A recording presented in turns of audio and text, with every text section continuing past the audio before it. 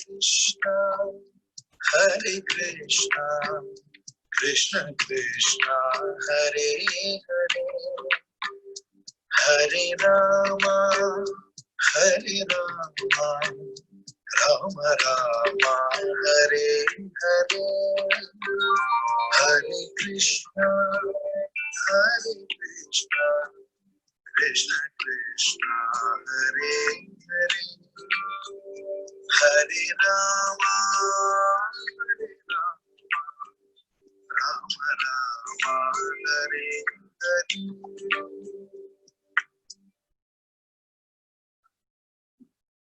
Hari Om. Hari Om. Let's get started with today's satsang with the invocation prayers.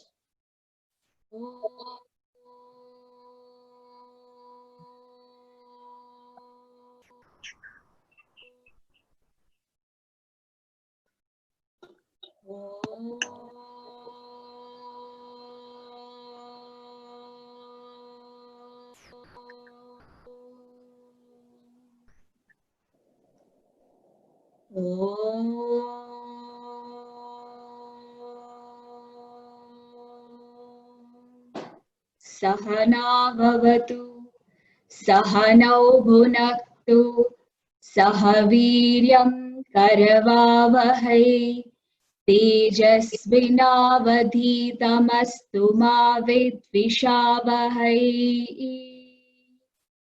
ॐ शान्ति शान्ति शान्तिः। गीता ध्यानम्।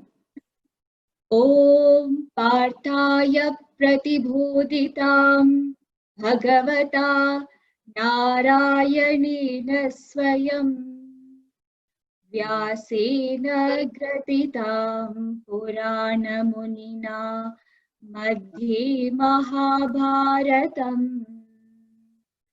अद्वैतामृतवर्षिणीं भगवती अष्टादशाध्यायिनी अम्ब त्वामनुसन्धता भगवद्गीते भगवद्वेषिणी।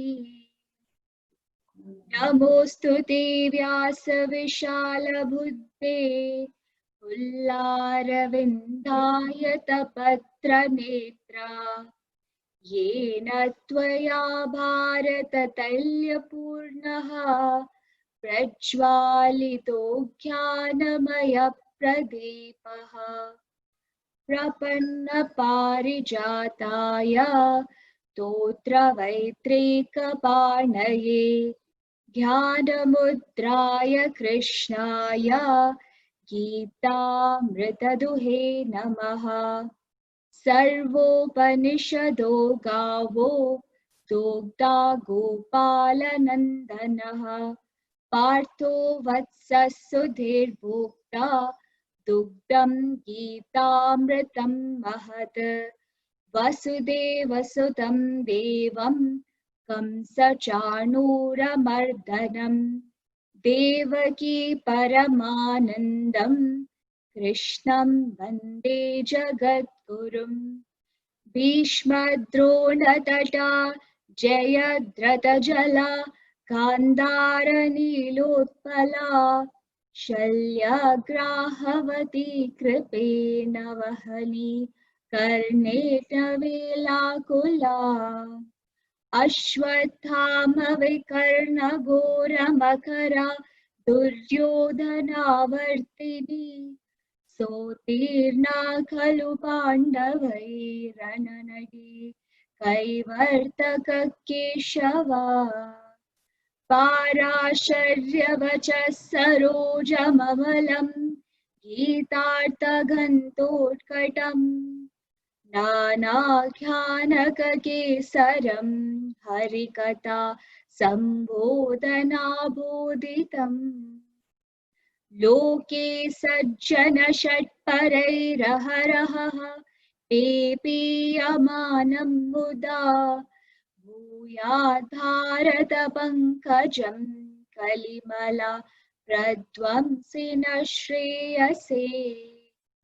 मूकं करोति वाचालं पङ्गुं लङ्घयते गिरिं यत्कृपातमहं वन्दे परमानन्दमाधवम् यं ब्रह्मा वरुणेन्द्ररुद्रमरुतः स्तुन्वन्ति दिव्यैस्तवै वेदे साङ्गपदक्रमोपनिषदे गायन्ति यं सामगाः ध्यानावस्थिततद्गतेन मनसा पश्यन्ति यं योगिनो यस्यान्तं न विदुः सुरासुरगणा देवाय तस्मै नमः देवाय तस्मै नमः देवाय तस्मै नमः Hari Om. So we saw up till now in chapter 2 that controlling the senses is not enough. Mastery of the mind is essential in addition to controlling the senses. And then we saw how does the Sthitadi respond and interact. Sthitadi is a person who is well established in her wisdom and is out of samadhi, out of absorption. How does that person respond and interact? And we saw that that person under sorrow does not express suffering, under joy does not express any longing or lingering, hankering, does not express himself as attached, fearful or angry. Raga, Dvesha, Bhaya, Krodha. Does not express himself that way. Does not express herself with a sense of identification. Identification to I and my. Does not rejoice in congenial situations and does not hate in uncongenial situations. That is what we saw, that the Sthitadi, in terms of how does the Sthitadi respond and interact with the environment. And how does the Sthitadi then disengage? He withdraws his senses from the sense objects with ease, like a tortoise, kurma.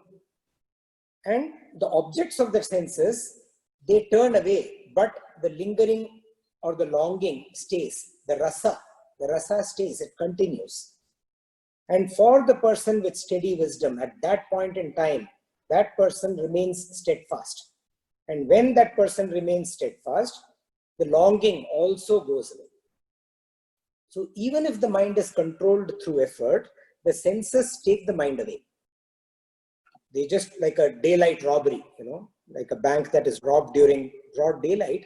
Similarly, the senses, even when there is effort put in to control the mind, the senses tend to take away the mind, rob it away and take it away to the object world. So what does this person do at that time? The person remains steadfast, the person remains steady. He makes the mind even more calmer, even more quieter, even more still. And then Bhagavan gives a technique. How to do it? How to do it? Yukta asita matparaha. With the mind steadfast, steadied in me, in the Lord, in the higher ideal. And when you establish and steady your mind in the higher ideal, the things which are below that, they get taken care of. And why does this master, why does this Sthita Pragya, what is the requirement for this master to control or master the mind in addition to controlling the senses? Because there is a risk if he does not master the mind and only controls the senses, there is a risk. And the risk is that the person can slip down the ladder of fall. We saw what the ladder of fall is. So the ladder of fall starts with Vishaya Dhyana, that is the thinking about the objects. So any thought is associated with object. Like I said the other day, just now if I take the word giraffe, the thought and the image of a giraffe comes into your mind. Without that, I'm pretty sure that none of us were thinking of a giraffe right now. So every thought is associated with an object. And that Vishaya Dhyana, that leads to Sangha. Sangha means attachment to that object. May not necessarily be to all objects that we think about, but a good portion, a good percentage of the objects that we think about, from where we get the propensity to seek pleasure, or from which we get some kind of a sorrow, the tendency is to get attached to that object. So that is Sangha, Vishaya Sangha. Sangha then leads to Kama. Kama is nothing but desire, the sense of I want. And once you have reached Kama, beyond that, there are two ways. We are at a Y junction. If the desire gets fulfilled versus if the desire does not get fulfilled. Most human beings, most of the time, desires don't get fulfilled. So when desires don't get fulfilled, it leads to Krodha. Krodha is anger. When desire gets fulfilled, it leads to Lobha or greed. Now again, when there is desires get fulfilled, Kama gets fulfilled, there is Lobha or greed, there are two ways it can go. The Lobha or greed, which is wanting more and more desires. And that more and more desires get fulfilled or does not get fulfilled. If the Lobha or wanting more and more gets fulfilled, then that leads to Madha or pride. And when the Lobha or wanting more and more does not get fulfilled, it leads to Matsarya or jealousy. Because there are others in the world at any point in time whose desires and greed are getting fulfilled. So you look at them and feel Matsarya. So whether it is Krodha, anger, Madha, pride, or Matsarya, jealousy, all these lead to Sammoha or delusion. And we started Bhagavad Gita in a state where Arjuna is deluded. The Sammoha then leads to Smriti Bhramsha. Smriti Bhramsha means loss of memory. Loss of memory of what? Of the wisdom that one has already gained. So whatever the person has gained in terms of wisdom through life, access to that wisdom is taken away. And that removal of access, Smriti Bhramsha, that leads to Buddhi Nasha. Buddhi Nasha is loss of discrimination, loss of clarity. Discrimination is what? This discrimination is Viveka. The loss of discrimination or distinguishing between what is permanent and what is temporary. The Nitya and the ephemeral, Anitya. And then that leads to Pranashyati. Pranashyati means that it gets destroyed or perishes. And what gets destroyed or perishes?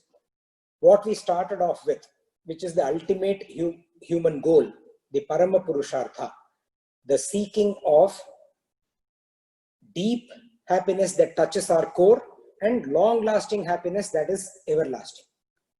So essentially what Bhagavan says is, if we can recall verse 63, Krodhat bhavati sammohaha, sammohat smriti vibhramaha, smriti bhramshat buddhi nasho, buddhi nashat pranashyati.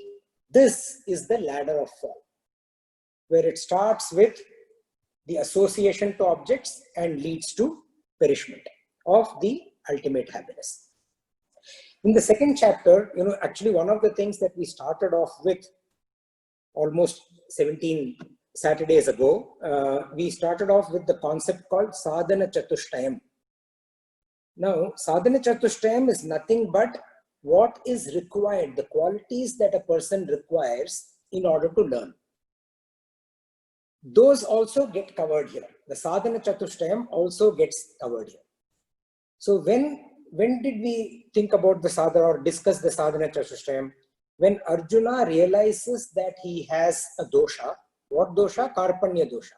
When Arjuna realizes that he has that problem, because of that Karpanya, which is self-pity, because of which he is getting deluded, because of which he is not able to perform his duties. Then he asks Bhagavan for guidance. Karpanya dosho pahata swabhavaha prichhami tvam dharma sammuda chetaha yachre yashyad nishchitam bruhi tanme shishyasteham shadhimam tvam prapannam. So he seeks guidance. He tells Bhagavan, you are my guru, please guide me, please teach me. And for a person to be receiving, see, Bhagavan can teach, the guru can teach, the teacher, the coach, the mentor, they can do what they have to do, but is the student learning? Is the student, first of all, listening effectively? Is the student receiving what is being said? Is the student getting clarity from what the student is receiving or what is being said? And is the absorption happening? Which is what did we see about that? Nothing but Shravana, Manana, Nididhyasana. So is the student qualified for, or is the student capable of Shravana, Manana, Nididhyasana? And these qualities, the Sadhana Chatushtayam, they define whether the student, if the student has the Sadhana Chatushtayam, then the student is qualified. Quickly to recap, 4 qualities are Viveka, which is discrimination between permanent and impermanent, Vairagya, which is dispassion towards the impermanent. Then the third one is Samadi Shatka Sampatti. Shatka is 6-fold. So Sham Adi, Shama is the first one. Shama, Dhamma. Shama is control of the mind. Dhamma is control of the senses. Uparama, which is withdrawal or giving up of distractions. Titiksha, forbearance, patience, endurance, fortitude in the face of difficulties. And Shraddha, devotion. And Samadhana, which is focus or ability to concentrate. These are the 6 Sham Adi Sampattis, possessions that a person has, capabilities, abilities that a person has. And the last of the Sadhana Chatushtayam is Mumukshutva. Mumukshutva means desire for liberation, desire only for that ultimate human goal, Parama Purushartha, or ultimate happiness. Only desire for that. So we saw that in chapter 2, all of these also get covered. So Arjuna also, once he gets to a stage where he's listening, where he's doing the Shravanam and Mananam, not only listening, he's also, when he gets to the stage of Mananam, which is what? Which is inquiring, which is asking questions, asking doubts. His first question is actually comprised of 4 questions. So he asked, Sthita Pragya, Sthita Pragyasya ka bhasha. So the person who is a Sthita Pragya? Sthita Pragya is a person who is established in wisdom and is in Samadhi, who already has the wisdom and is also in Samadhi, in absorption. We talked about the state of being in Samadhi, the state of being awake, the state of being asleep, the state of dream, state of deep sleep, and the state of Samadhi. So the person who is got into Nididhyasana often gets into the state of Samadhi. So in that state, a person who has already realized wisdom and is in the state of Samadhi, ka bhasha, what are his characteristics? And then he says Stitadihi. Stitadi means the person who is established in wisdom, who was in Samadhi, is now out of Samadhi. After coming out of Samadhi, after coming out of absorption, Kim Prabhasheta. Kim Prabhasheta means how does he think, speak, express. Kim Asita, how does he sit? Sit means what? How does he withdraw again? How does he disengage? And Vrajeta Kim, how does he walk about? How does he move about? How does he re-engage with the outside world? Till now, we have done up to the last question. This session we will discuss, and Bhagavan will start his teaching about the last question of Arjuna, or the third part of the second question of Arjuna. So in the last question, what does Bhagavan do? He first addresses how a seeker, a person who is still not a master, how a seeker should re-engage. So even when a seeker is practicing all of this, the seeker also does Shravanam Mananam, gets into Nididhyasana, gets into absorption. All of us are seekers. How do people like us who are seekers, how do we re-engage with the world? That is what Bhagavan touches upon first. And then follows it up with, naturally it comes, follows it up with, how does the master, one who has attained that realization, how does the master move about? How should a seeker move about? How does the master move about? So the seeker part of it is covered from verses 64 to 68. And how does the master move about is covered from verses 69 to 71. And Bhagavan concludes with the last verse of the chapter, which is verse 72. So we will now recite verses 64 and 65 together. Ragadvesha viyuktaistu रागद्वेषवियुक्तैस्तु विषयान् इन्द्रियैश्चरन् विषयान् इन्द्रियैश्चरन् आत्मवश्यैर्विधेयात्मा आत्मवश्यैर्विधेयात्मा प्रसादमधिगच्छति प्रसादमधिगच्छति प्रसादे सर्वदुःखानां प्रसादे सर्वदुःखानां हानिरस्योपजायते हानिरस्योपजायते प्रसन्नचेतसो ह्याशु प्रसन्नचेतसो ह्याशु बुद्धिः पर्यवतिष्ठिते बुद्धिः पर्यवतिष्ठिते रागद्वेषवियुक्तैस्तु विषयान् इन्द्रियैश्चरन् आत्मवश्यैर्विधेयात्मा प्रसादमधिगच्छति प्रसादे सर्वदुःखानां हानिरस्योपजायते प्रसन्नचेतसो ह्याशु बुद्धिः पर्यवतिष्ठते. Ragadvesha viyuktaistu. Let's first focus on the word tu. Tu means but. And what it implies here is, Vyasa is such an amazing poet, Veda Vyasa. He is connecting this verse with the previous verse. Especially for people like us who take a week's break and come back. We need to connect to the previous verse. So, but is connecting to the previous verse. Meaning, in the previous verse, in the earlier verse and couple of verses before this, the person who was being referred to was a person who is associated with Ragadvesha. In fact, even God, Sri Krishna, God, Bhagavan answers Arjuna. Arjuna asks, what are the qualities? And Bhagavan answers, what should not be the qualities? So, the person that is being referred to is a person who has Raga and Dvesha. Here, this person, but this person is free of Raga Dvesha.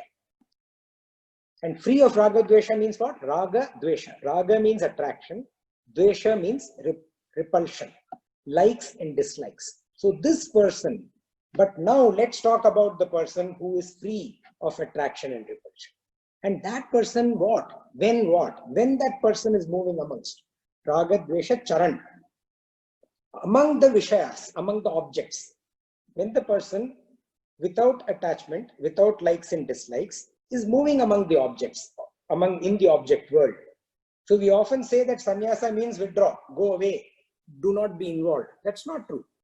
When this person is moving in the object world, when this person is interacting, at that time, his senses, indriyaha, his senses, atma vaishyahi. Atma vaishyahi means under control, self-controlled, restrained, mastered.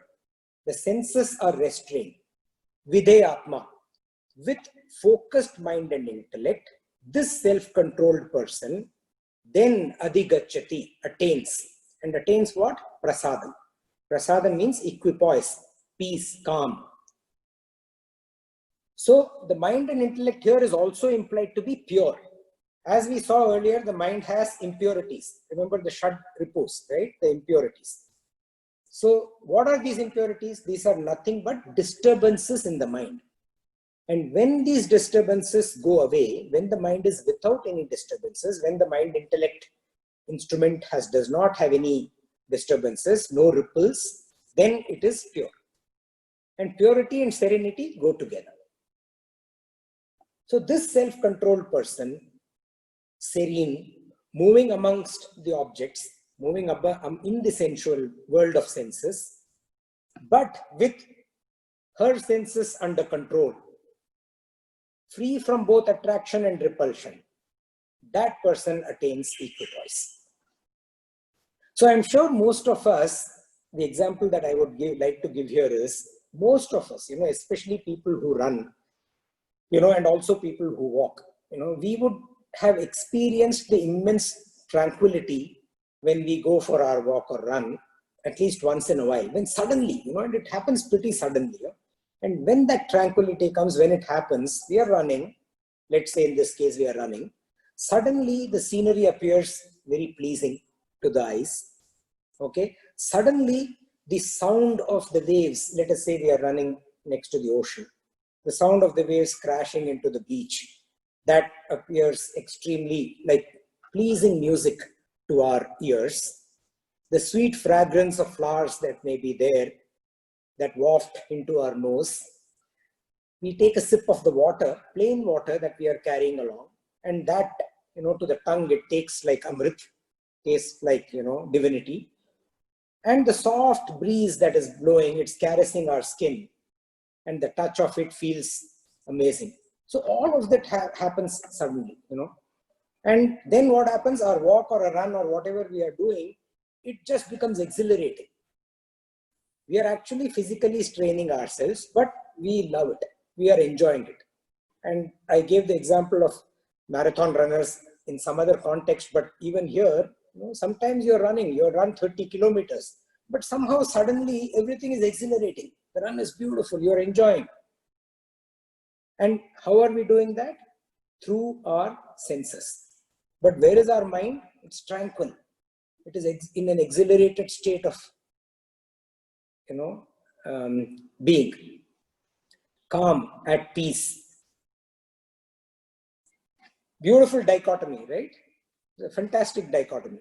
So essentially the sense organs are not impediments. They are actually can become instruments for transcendental experience. It's up to us. How do we learn? How do we master this art of converting our sense organs to become instruments that enable transcendental experience? And a lot of these examples that we have talked about, a lot of the examples that I've touched upon, show that if it can happen in one situation in our life, if we have experienced it, if we know about it, if we relate to it, then why can't it happen again and again and again?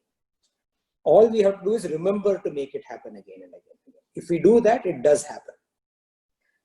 Swami Ramakrishna Paramahamsa, it is said that, he used to use his senses like these amazing tools, equipment, and to do what? To get into his trance. Very accomplished Mahatma, right?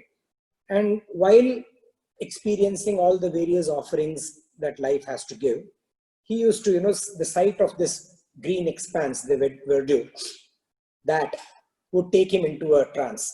The touch of a wind when he's walking will take him into a trance. The singing of the Lord's name as part of a bhajan will take him into a trance. The smell of incense sticks that is used during puja, that used to take him into trance. The taste of prasada after puja, the prasada that you get, that also used to take him to that. All these, would have that effect on him. So essentially the senses served as gateways for him, for that getting out of the phenomena to the noumena. That is the beauty. And then this prasad, here we refer to two prasad. We just talked about the prasada, or the, the offering that comes and we taste it or eat it after the puja. But the prasad that we are talking about, the meaning of prasad here is equanimity. So thus in equanimity, in the state of exhilaration, in the state of transcending beyond the senses, where the senses are used to go beyond the senses themselves, and you are in serenity, thus serene, prasade. So we have gone to the next verse, 65, okay, prasade. So thus in equanimity, thus serene, hanihi asya. Hanihi asya means destruction of his. Destruction of his what? Sarva dukkhanam, all his sorrows. This is actually beautiful. No? When you are running a marathon and you have crossed 30-35 kilometers, it could be a painful process. Like I described to you the other day, when you're doing these long route marches or running long distances, sometimes there is discomfort, you're tired, you're exhausted, energy is kind of sapped away. Maybe there is a sprain, there is, the muscles are tired, they've been overexerted. Running 30-40 kilometers is not a joke. But what? If you have that equanimity, those sorrows, all of those sorrows are destroyed. They are hani asya. Upajayate, the destruction happens. Hyasu means because. Because for being in tranquility, that means prasanna chetaso. Prasanna chetaso means being in tranquility. The buddhi, the mind intellect instrument of this person becomes established. Becomes established is implied by the word paryavatishtate, becomes established. So when purity and serenity is there, the wisdom becomes firm. And when wisdom becomes firm, all sorrows are destroyed. That is what happens when you are able to control your mind, master your mind. When we are not able to master our mind, then what? Let's see verse 66. नास्ति बुद्धिरयुक्तस्य Nasti buddhirayuktasya न चायुक्तस्य भावना na chayuktasya bhavana न चाभावयता शान्ते na cha bhavayata shantihi अशान्तस्य कुतः सुखम् asantasya kutas sukham. नास्ति बुद्धिरयुक्तस्य न चायुक्तस्य भावना न चाभावयता शान्ते अशान्तस्य कुतः सुखम्. Nasti means not there, not is. Buddhi, wisdom. For ayuktasya, for the unsteady. Na is again not. Ayuktasya, for the unsteady, meditation. So what are we saying here? There is no wisdom, buddhi, for the unsteady. And for the ayuktasya, who is the unsteady, there is no meditation. Nacha yuktasya bhavana. Bhavana means meditation. And nacha bhavayataha, for the unmeditated or for the person who cannot meditate, who is unmeditative. Na shanti, there is no peace. And ashanti, for the person, ashantyasya. Ashantasya is for the person who has no peace. Call it peaceless. For the person who has no peace, kutas sukham, how can there be happiness?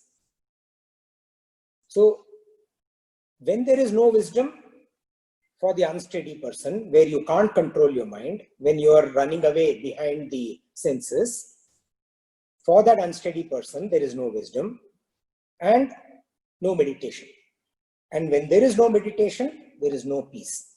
And when there is no peace, how can there be happiness? That is what Bhagavan asks. It's like a clay that allows itself to be molded into fine forms. You know, when the sculptor is working on the clay, it's a beautiful sight. And the outcome is, fantastic. Beautiful experience. It allows, the clay allows itself to be molded into beautiful forms, lovely forms. But once the clay is put into fire and it is baked, after that it can only break. It can't be molded. For purpose, if the purpose is to be molded. Similarly, a mind intellect that has been burnt by desires, which is going into the oven of desires again and again and again and again, that mind cannot be molded into divine forms. Exactly like the clay cannot be molded into fine forms, a mind that is burned by desires cannot be molded into divine forms. And if a person allows the mind to go into the vagaries of the senses, then what happens? We will see in the next two verses, 67 and 68.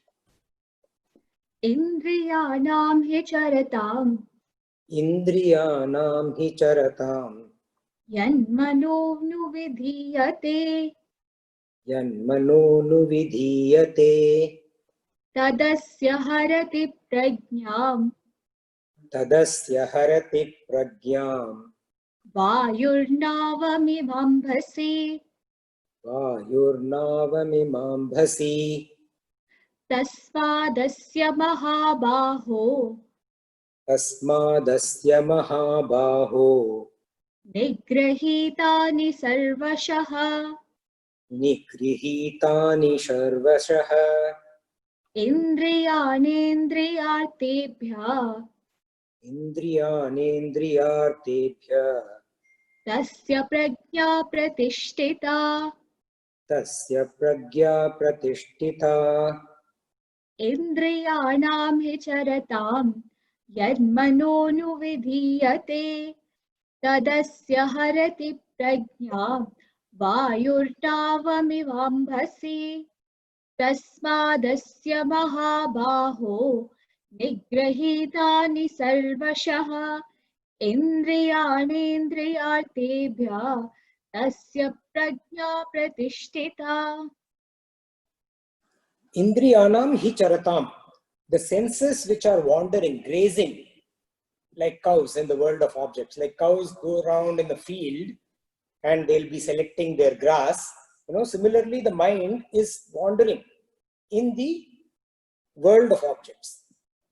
So the senses which are wandering or grazing in the world of objects, at that time, when the senses are out there, when the senses are experiencing this world, at that time, if a person allows the mind, yah mana, that mind, anuvidhiyate, which means follows the indriyas, goes after the indriyas.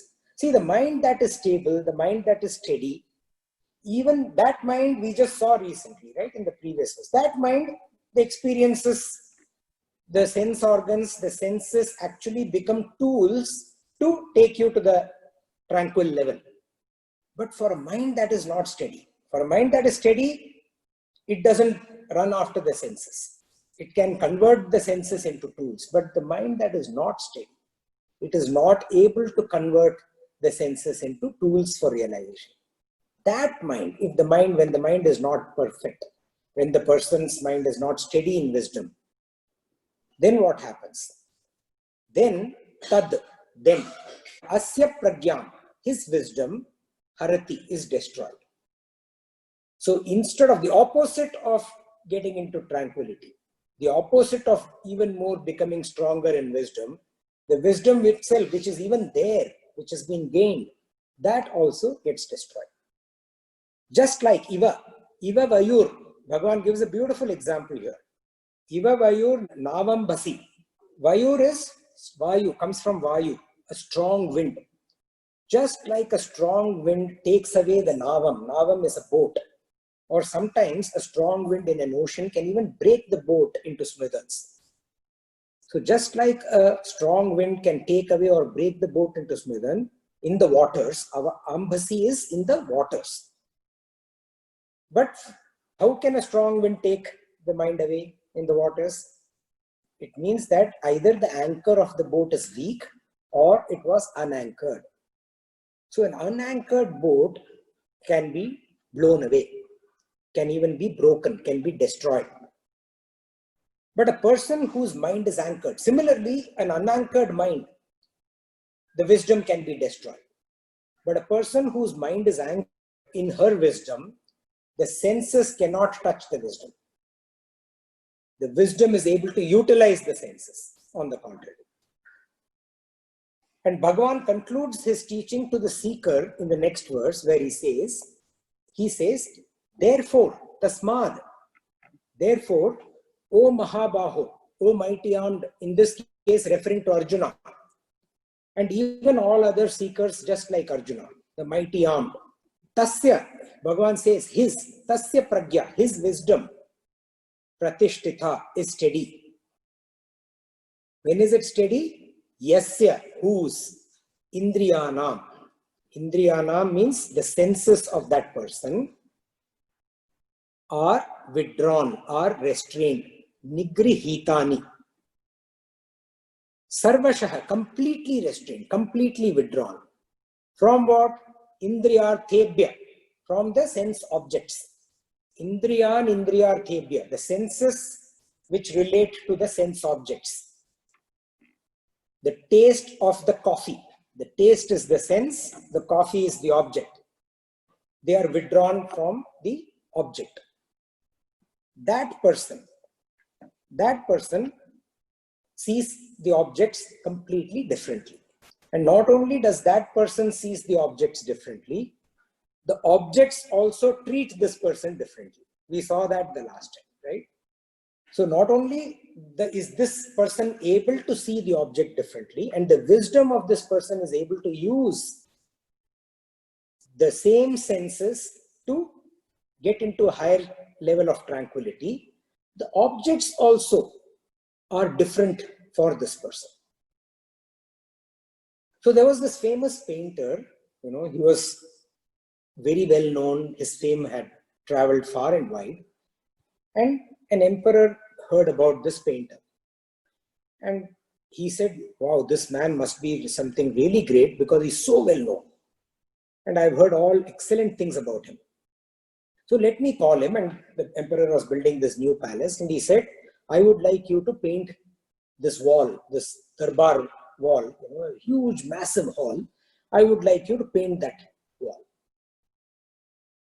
So the painter accepted, and he came, he was received, facilitated, and praised in the court.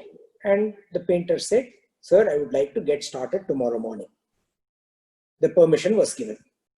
There was a young man who was present in the audience at this time. The young man said to the king, sir, Lord, can I also be allowed to paint? I also can paint. Can I also please be allowed? And the king was like, I've never heard of this person. Forget about his skills about painting. So why is he asking? But the king, a very fair emperor, said, what is it that you want to do? So the artist said, sir, this is a big hall, and you have asked the master to paint one of the large walls in the hall. Can I paint the opposite side? The king said, what will you paint? He said, I will paint exactly what this master paints, so that the hall will look symmetric when somebody walks in, and it will add to the grandeur. And I will paint exactly what the master paints. He said, can you do that? He said, yes, sir. Not only can I do that, but I don't even have to see what he's painting. Without seeing what he's painting, I will paint what he does. Now, the king was even more intrigued. Not only had he got a world-renowned painter, here is a young man who's claiming that he will paint exactly the same thing without seeing. So he doesn't know what the painter is going to paint. So then he said, my palace is going to become extremely famous, because this palace is not only going to have the piece of art of this master, a masterpiece, this palace is also going to have the same painting which was drawn by someone who had not even seen or did not know what was being drawn. So a large curtain, a thick curtain was drawn in between the center of the hall, so that the young painter cannot see what the master is painting. And there were guards deployed to ensure. Now the king was like, he better be speaking the truth, because if he's speaking the truth, this is going to be unprecedented. And I will ensure, my guards will ensure that nobody is able to, he is not able to see what the painter is painting. So that was done. After about a month, the master artist said, I am done with my painting. And he invited the emperor to come and see his painting. The king came, he saw the painting, mind was blown away. It was an absolute masterpiece, and it added to the beauty of the Darbar. Then he called the youngster and he said, what have you done, and how much more time do you need? The youngster said, sir, I am also ready. My painting is also done. And he said, oh, that's excellent. And he said, let's now draw the curtain away. And the curtain was drawn away. And then the king sees the other side, and his mind was absolutely blown away this time, because what he saw on the other side was a fantastic mirror image replica of what the painter had drawn.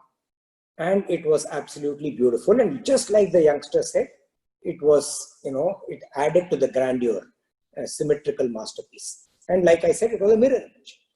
So the king asked him, how did you do this, without even seeing? So the youngster replied, sir, all I did was, while the master had asked for paints and brushes and the works that are required for painting, the tools that I had asked for, a muslin cloth, some water and some wax. And you have this beautiful marble wall.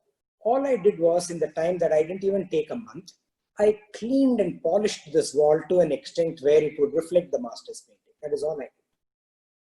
And the king was like, wow, man, I mean, this guy must be someone who's extremely smart. And he realized that this young man was not a painter, but a highly accomplished spiritual master. He said, the emperor bowed to the youngster and said, please tell us, what are you trying to teach? And the young man replied, he said, your senses and mind, they perceived the masterpiece.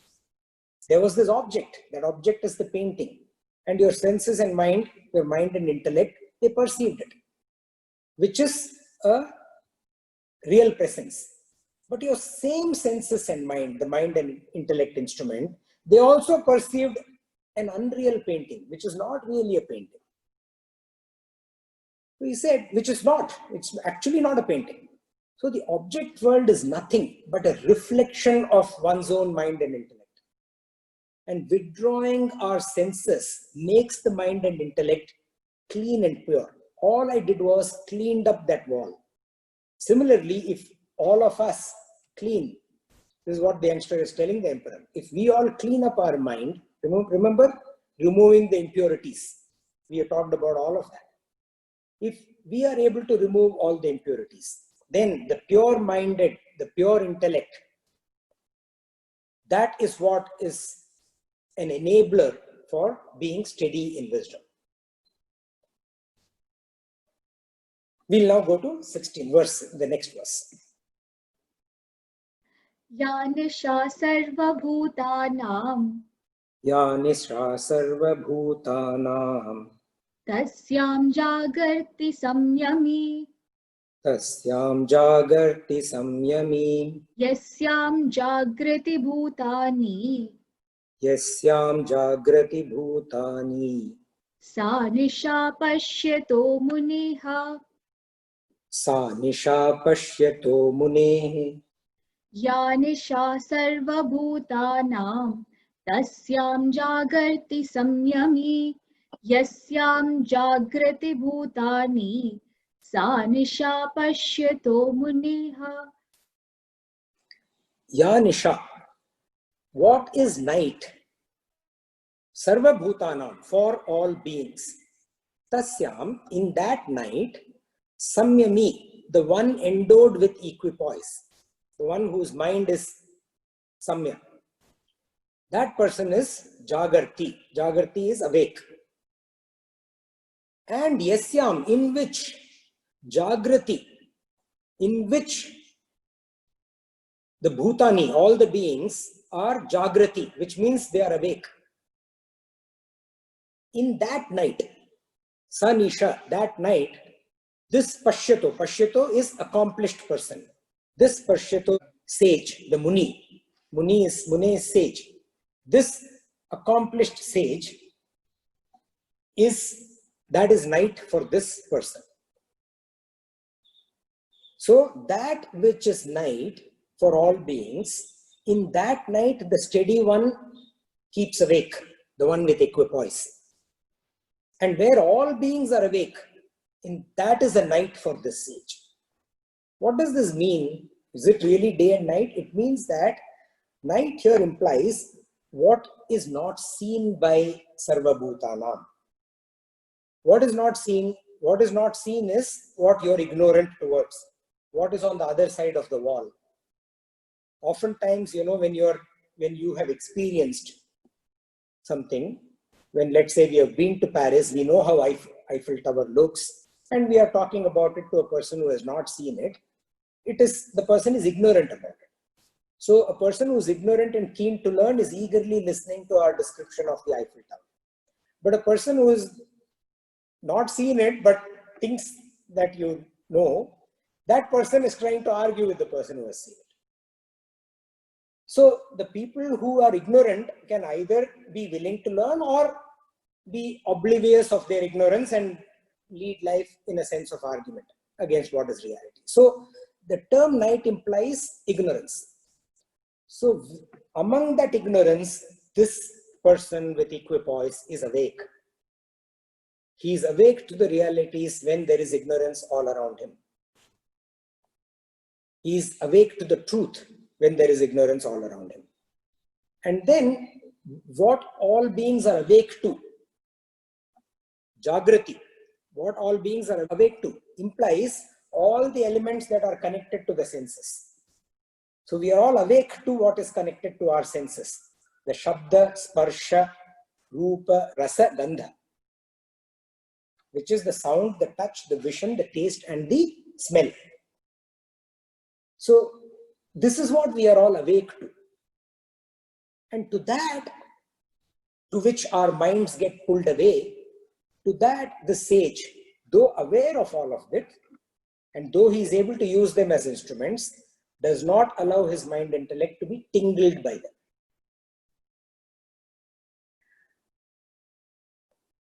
So awakening to the higher ensures that that sage, the person of accomplishment, the person of established wisdom, is neither attracted nor is she repulsed by the lower. So my favorite example, coming back again, Roger Federer or Rafael Nadal, okay? So when these greats, they are accomplished in their vocation. When these greats, the mind and intellect of Federer and Nadal, it is fine-tuned to what? Firstly, to the game of tennis. It is fine-tuned to the tournament that they are playing. So that is the higher ideal. When the mind is tuned and fine-tuned to the higher ideal, a bad shot does not depress Roger Federer. An excellent, beautiful winner does not, marvel. Rafael Nadal does not marvel at it.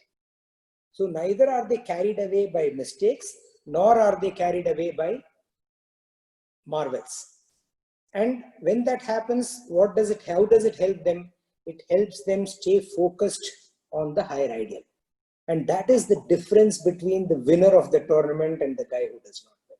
Even in the final, when Federer and Nadal are playing with each other, even at that time, the finer tuning is what creates the winner. So people who are sense-bound and are attached to the world of objects, they are wakeful to the mundane. But the Brahmagyani, the Brahmagyani is the person who knows, who is the knowledgeable about the Brahman. That Brahmagyani, one who has controlled the senses and masters the mind, for that person, the spectacle is different. For the ordinary guy, the weak, poor tennis shot will be like, oh man, I screwed up. Oh man, I made a mistake. Oh no, the second mistake. Why did I repeat my mistake? The third mistake. So each mistake leads to another mistake. But the master is oblivious of that mistake. Similarly, wow, I hit a great shot. The master is oblivious of that. For that person, for that Brahmagyani, that percepts and the intuition is filled with divinity, is filled with fine-tuned to the higher ideal. In our day-to-day life, if we are a tennis player, the higher ideal is the game. And the highest ideal is God. Whatever is God for us. So 3 monks were in a river bank, across on the other side was their camp. And they said, let's meditate here. And they just about sat. And one of them said, oh, I forgot my mat. So let me go grab my mat and come back. And he walked across the river, walked on water, went, got his mat and came back. Walked on water and came back. The second one said, hey, I had put my clothes for drying. The sun is down now. It's going to go down. Let me just remove them and come back so that I can meditate without any distraction. He walks on water, crosses the river, walks on water, comes back and sits down again. Now this third monk is looking at the two and says, if these guys can walk on water, so can I. And then he goes and he says, hey, I also forgot something. Let me come back. Puts his foot in the water, bloop, goes into the water. Then he is unfazed too, comes back, tries again falls into the water. Third time, again and again. He tries every single time, he falls into the water. So one of his colleagues, the associates, the bigger monk, he tells the other monk, should we tell him where the stones are lined up or should we not? So this person who is missing out on the reality, why? Because if he can do it, so can I. the Ragadvesha. Had the person not been distracted by the Ragadvesha, it would have been very easy, simple to observe that the two monks who went before him were walking on stones.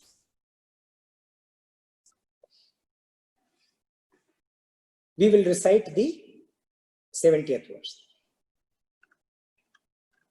Apuryamanam achala pratishtam Apuryamanam achala pratishtam samudramapa pravishanti yadvat samudramapa pravishanti yadvat tadvat kamayam pravishanti sarve tadvat kamayam pravishanti sarve sashanti mapnoti na kamakami sashanti mapnoti na kamakami.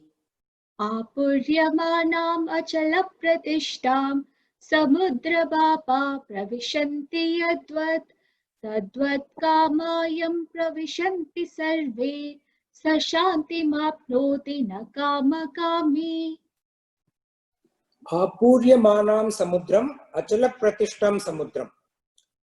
So here Bhagavan is saying yadvat, just as, yadvat means just as samudra, the ocean, is apuryamanam. Apuryamanam means filled to the brim, complete, and is also achala pratishtam. That means even though it is filled to the brim, it does not overflow. With that water, the apa, water of the ocean, pravishanti, enter.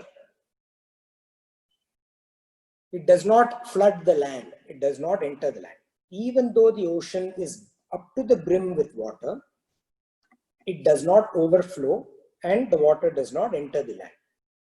Tadvat, just so, kama yam, desires that pravishanti sarve, enter everyone's minds.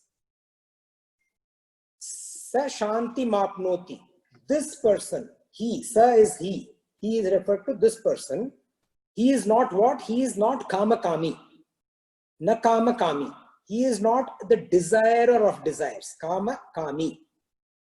Kama is desires, kami is desirer. The person who is not kamakami, sa na kamakami, shanti mapnoti, attains peace. So just like an ocean that is filled to the brim and yet does not overflow, even when more waters enters it. As many rivers, let's say tomorrow there's suddenly a new river that is being formed, and that new river, or there is more water that rivers have received, tremendous amount of rains. So this year there is double the water that has flown into the ocean through our rivers, but still the ocean does not overflow.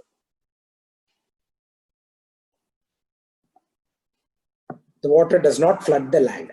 Just so the desires that enter other beings and take their minds away, this person who is not a desirer of desires attains peace and equanimity in the presence of these desires. A nice story that depicts this is about Swami Vivekananda. Swami Vivekananda, we all know, he once received a gold watch, a beautiful gold watch, as a gift from one of his disciples. And not only did he receive it, the disciple was someone who was there with the Swamiji for a long, long time. And the disciple also requested that, Swamiji, I know you will not like these objects, but for my sake, please wear it. Even if you do it for a few days, even for a couple of days. If you could please wear it, I'll be very happy. So for the disciple, Swamiji wore it for some time. And he was giving a talk while wearing the watch. After the talk was over, he called this young man who was sitting in probably the third or the fourth row, removed his watch and gave it to him. He said, young man, your eyes were more on the watch than your mind was on mine in terms of listening to what I'm saying. Just keep it. Because you are watching the watch more and listening to me less. Keep it, keep the watch. And later on, this Swami Ramapita, he recalled that this young man was him. The story is told by him. So as much as the water in the ocean does not go up or go down depending on how much water enters it, what we think of sorrow does not grieve the accomplished person.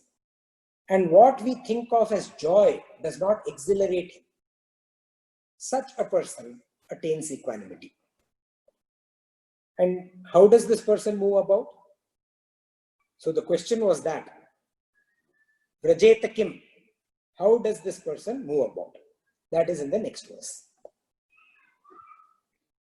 Vihaya kamanya sarvan Vihaya kamanya sarvam Pumam sharati nispraha Pumamscharati nisprihaha Nirmamo nirahankara Nirmamo nirahankaraha Sashantimadhigacchati Sashantimadhigacchati Vihaya kamanya sarvan Pumam sharati nispraha Nirmamo nirahankaraha Sashantimadhigacchati.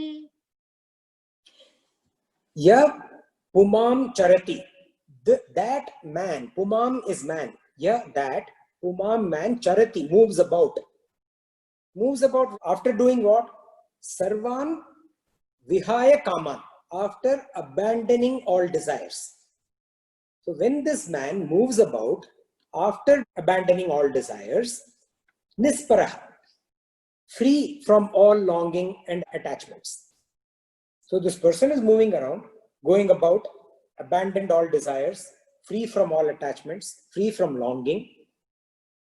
Nirmamo, devoid of that sense of I and my. Nirmamo, mamo is mind.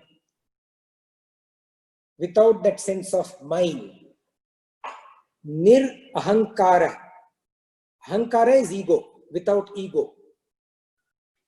Sa, he, agachati shantim, attains peace.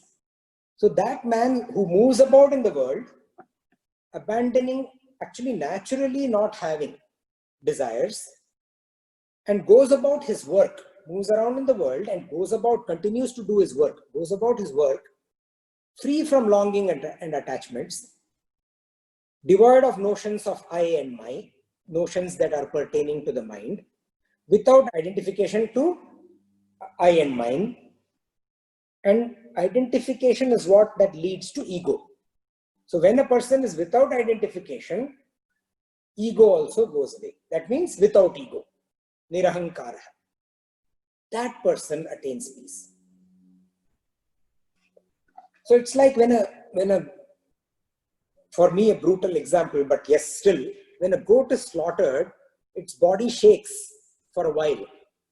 You know, as if there is life still in it, life imbued in it, it kind of shakes, shivers.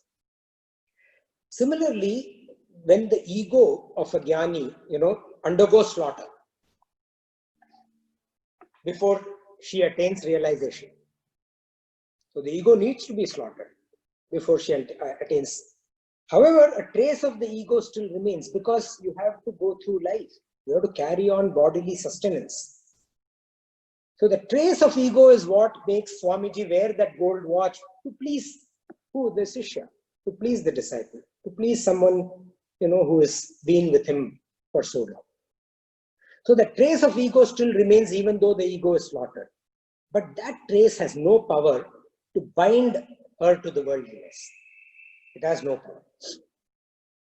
So shall we relook, do a little bit of revision in terms of Arjuna's questions? So Arjuna's first question and Bhagavan's answers. Okay. So what did Arjuna say? Sthita pragyasya ka bhasha, samadhistasya kesava, sthitadi kim prabhasheta, kim asita vrajeta kim.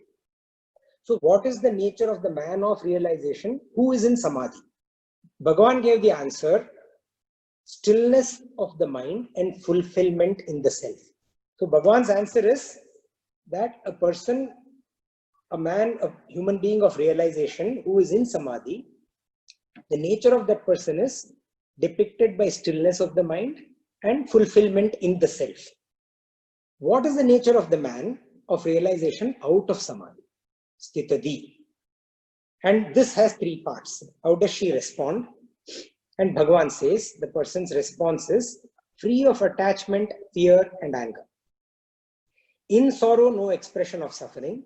In joy, no expression of longing. Not having an overpowering sense of identification. Neither revels in what is conducive, nor reviles in the unconducive. These are the 4 aspects in terms of how this person responds.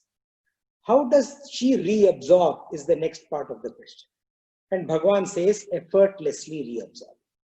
Goes back with ease like a tortoise. And how does this person walk about? Re-engage. Which is what we covered just now. Having risen above desires and attachment, free from identification and ego. This is how this person re-engages, walks about in the world, goes about his duties. And these answers should be our sadhana. We as spiritual seekers, if we memorize these answers and if we keep trying it in our day-to-day life, that is what sadhana is.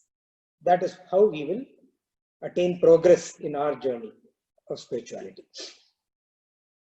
And now Bhagavan concludes this beautiful chapter with the last verse. Let's go through that. Esha Brahmi Sthiti Prajpartha Esha Brahmi Sthiti Partha Nainam Prapya Vimuhyati Nainam Prapya Vimuhyati Stitva Syamanta Kalepi Stitva Syamanta Kalepi Brahma Nirvana Mritchati Brahma Nirvana Mritchati. Esha Brahmi Sthiti Partha Nainam Prapya Vimuhyati Stitva Syamanta Kalepi Brahma Nirvana Mritchati. Esha is this. This state, Sthita. Sthita is the state. This state of who? Of that Brahman, Brahmi. Esha Sthita Brahmi. Partha is, Bhagavan is addressing Partha. O Partha. Prapya, having obtained, Nainam Vimukhyati. No one is deluded. Having obtained this state of Brahman. O Partha, having obtained the state of Brahman, no one is deluded. Sthitva. Sthitva is being established. Sthittvasya kaman antakalepi. Sthitva is being established. Asya, in this. Even, api is even when antakala, even in the end of your life, in your old age, even if you get established, even if you have not done it. The other day we talked about, how people wait for retirement to get into a spiritual path. Let me do this, after all my responsibilities are over. Vanaprastha is when I should start thinking about it. Till then, let me live. I have so many responsibilities. And then when somebody gets onto it, they say, shoot, I should have done this much earlier in my life. But Bhagavan says, even if you get established right at the end, Antakala, towards the end of your life, in your old age, Mritchati, you attain what? Brahma Nirvana, true identification, true happiness. So the state of Brahman, O Partha, having obtained, no one is deluded. And being established therein, in that state, even at the fag end of life, in old age, one attains true identification, true happiness, realization. It's a beautiful way to finish the chapter, which is what? Which is a summary of the entire Bhagavad Gita in the beginning. One thing, I had given this note of caution earlier also. See, one of the things which happens to us when we follow deep religious mindsets, is that there are various interpretations. For us, we need to live our life in the ideal way, in an optimal way. We are not religious about what is there, what is true, what is not true, and so on. For example, here, Brahma Nirvana Mritchati. This has a lot of interpretations based on what kind of religious leader that we follow. we should not get carried away by that.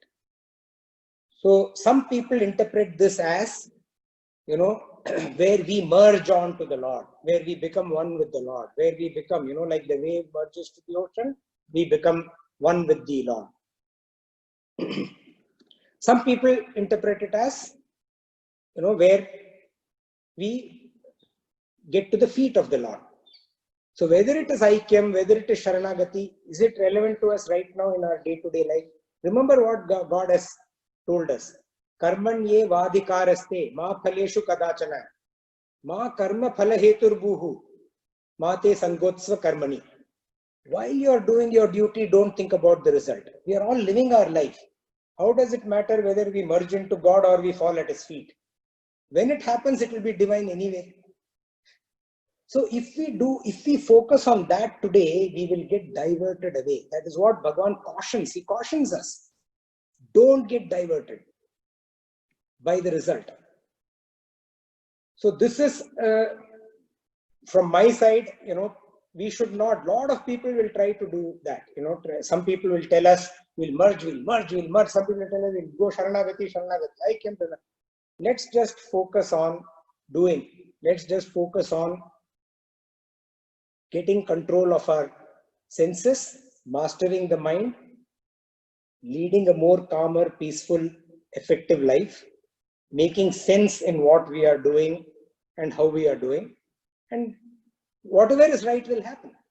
And when that happens, we will know. So Eklavya was an accomplished archer, okay, but he was also a very proud, vain, conceited person. Very accomplished, at the same time very conceited. That's the reason Dronacharya, didn't take him as his disciple. So he once challenged Arjuna to a duel. So he got Arjuna, both of them came. He shot his first arrow, bang in center of the target, bullseye. Okay, and it was pretty far. So a fantastic, excellent shot. And then with the second arrow, he split the first arrow. And then he said, Arjuna, you do it. Arjuna did it in a flash. Same thing, equal. Both of them are equal. Then Arjuna says, come, let me offer you a challenge. He takes him to a little bit away towards the cliff. And next to the cliff, there is a huge gorge, there is a deep gorge. And there is a log of wood that is bridging the gap, which is formed by the gorge. And you can see that the log of wood is pretty old. It's a little unstable. Arjuna calmly, serenely walks to the center of the log, picks up his bow, shoots it to a far off tree, middle of the tree, center, bang center, takes another arrow, splits that first arrow into two. And then he invites Eklavya to follow suit. Eklavya goes to the edge, looks down, and forget about shooting arrow. He's trembling. He's not even able to step on the log. So Sri Krishna was watching all of this along with others. He said, Eklavya, you have great control over your bow, with your bow, but little over your mind. That will shoot, or that will let loose the arrow. So we have to control this mind that let looses lots of arrows as we go about our day-to-day life. With that, we come to an end of chapter 2. Thank you, everyone. It's been a wonderful journey. We start Karma Yoga in the next session. We will come to the closing of the Om Tat Sat. Om Tat Sat iti Srimad Bhagavad Gitasu Upanishadsu Brahma Vidyayam Yoga Shastre Sri Krishna Arjuna Samvade Sankhya Yogo Nama Dvitiyodhyayaha. Om Purnamada Purnamidam Purnat Purnamudachyate Purnasya Purnamadaya Purnameva Vashishyate. Om Shanti Shanti Shanti. Hari Om Shri Guru Bhyo. Hari Om. Gita. And then we'll open to questions and thoughts after Gita. ॐ जय भगवत गीते मैया जय भगवत गीते हरहिय कमल विहारिणि हरहिय कमल विहारिणि सुंदर सुपनीते ॐ जय भगवत गीते कर्म सुमर्म प्रकाशिनी कामासक्ति हरा मैया कामासक्ति हरा तत्त्वज्ञान विकाशिनी तत्त्वज्ञान विकाशिनी विद्या ब्रह्म परा ॐ जय भगवत गीते निश्चल भक्ति विधायिनी निर्मल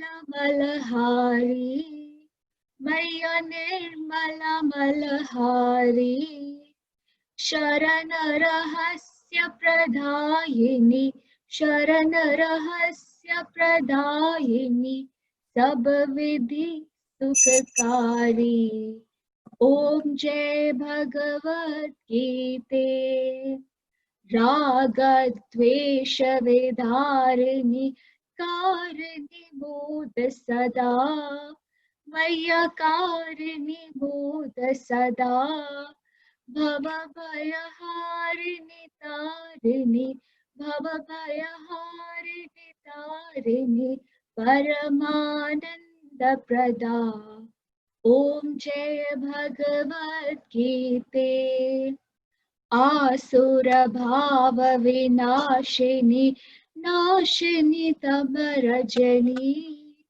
मैया नाशिनी तम रजनी देवी सद्गुणदायिनी देवी सद्गुणदायिनी हरि रसिका सजनी ॐ जय भगवत गीते समता त्याग सिखावनी हरिमुख की बानी मैया हरिमुख की बानी सकल शास्त्र की स्वामिनी सकल शास्त्र की स्वामिनी श्रुतियों की रानी ॐ जय भगवत गीते दया सुधा भरसावनी मातु कृपा की जय मैया मातु कृपा की जय हरिपद प्रेम दान कर हरिपद प्रेम दान कर अपनो कर ले जय ॐ जय भगवत गीते ॐ जय भगवत गीते मैया जय भगवत गीते हरहिय कमल विहारिणी हरहिय कमल विहारिणी सुंदर सुपनीते ॐ जय भगवत गीते ॐ जय भगवत गीते ॐ जय भगवत गीते Hari Om, thank you. So anyone has thoughts, comments, questions? Hi, Srini. Hello, Aditi. Yeah, I have a question. You said, you mentioned about the burnt mind or a mind burned by desires that cannot be molded, right? And that came from the potter's example, where when the pots dry, they cannot be molded, right? Yes. So I don't really find this very convincing, because if you look at examples from history, like Ashoka the Great, Prince Siddhartha, Ashoka, for instance, at a very later stage of his life, after the Kalinga War, he gave up everything and he took to Buddhism. So how do you explain that? And also the example of Prince Siddhartha, who gave up everything and he just went and sat under the Bodhi tree, and then he was there till he realized enlightenment. So how does this explain that? What I feel is it's more to do with the discipline of the mind. At any stage of your life, if you feel that, okay, fine, you can do it, this is the time I'd like to do it, or go into the meditative state, you can take it up. What do you say? Yeah, basically it's the same thing. What you're saying is whether it is King Ashoka or Siddhartha, their minds were flexible, moldable. You know, that the mind was moldable. That is why they were able to change, even though they had, they were emperors. Siddhartha was crown prince. Ashoka was an emperor who had conquered the world. So Yeah. ideally, you should have thought that that clay should have been a breakable clay, because the mind is so firm. Typically, when you go through a lifetime of experiences filled with success, you become more and more rigid. But people like Siddhartha and Ashoka, even after that, were not rigid, which means that their mind was moldable, just like a soft clay. But if the mind becomes rigid, like a clay that is baked, and typically, how does the rigidity come? The rigidity comes from, as much as the clay becomes hard by going into fire. That's why I just gave the example of fire, you know, burnt by desires. We also saw earlier in this chapter that the desire is the foundation. When you talk about the ladder of fall, the first thing is what? First thing is association with the object that leads to karma. So whatever it may be, and then it can be krodha, it can be moha, it can be lobha, it can be whatever. But it stems from desire. So when the desire is the fire, like fire makes the clay hard and breakable, desire makes the mind rigid. So the examples that you gave are very good examples, actually, you know, to show that their minds were not rigid or burnt with desire. Because if their minds were rigid and burnt with desire, they wouldn't have been able to take that big step, which is a change from their basic lifestyle. Yeah, thank you. Okay, Srini, I have a question. Hi, Petra. Hi. I think it has been answered last week, but I missed it. You said today that the one whose mind is anchored and steady, he treats this object of his desire differently, and that these objects treat him also differently. Can you give me an example, please? Sure. So, I'll use the example that I gave last time, what is the sense? The sense in this example that I used is taste. The sense of taste is associated with the object of coffee or wine. Let's take coffee for now, right? So my taste is associated with that coffee. And then I'll say that, you know, I want South Indian filter coffee, strong South Indian filter coffee. And if it is 5% softer or more milk than what I have in my mind, my desire, it's not acceptable to me. I reject that coffee, right? It has to be absolutely perfect. That flavor of wine, it has to be absolutely perfect. The aroma, the swirl, the flavor, everything, right? So that level of desire then classifies the object into various. The object is the same. It's coffee or it's wine. But even that coffee or wine gets classified. It gets graded into various aspects, you know. So, and that is how the desire influences the object. But when the desire is disengaged from the object, when you get disattached to the desire, that time the object after all is a, you know, element which is outside of us. Only when our body, mind, intellect paradigm engages with the external world is when that interaction happens. When we are able to control and rein in the body, mind, and intellect's paradigm, the outside world responds accordingly. After all, like we said, the outside world is a reflection of one's own mind. So if I say that, yes, this coffee is not exactly what I want, it's not the perfect coffee which my desire has dictated, but it's okay. It serves the purpose.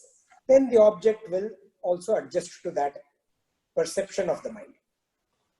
If the perception of the mind is rigid, the object, needs to get thrown away. If the perception of the mind is flexible, and I'm linking this and the last question, if it is moldable, then the object gets consumed.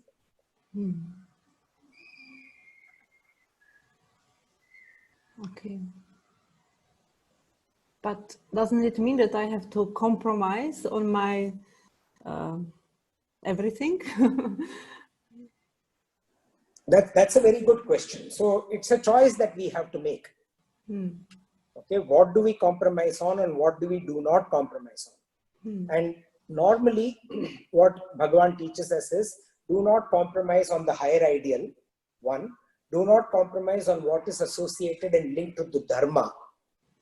Other than these two, it is all, it doesn't matter. It's compromisable. But something when it is related to the higher ideal, something when it is related to dharmic, which is dharmic, yes, it is recommended for seekers to not compromise. Once you become a master, then it becomes irrelevant.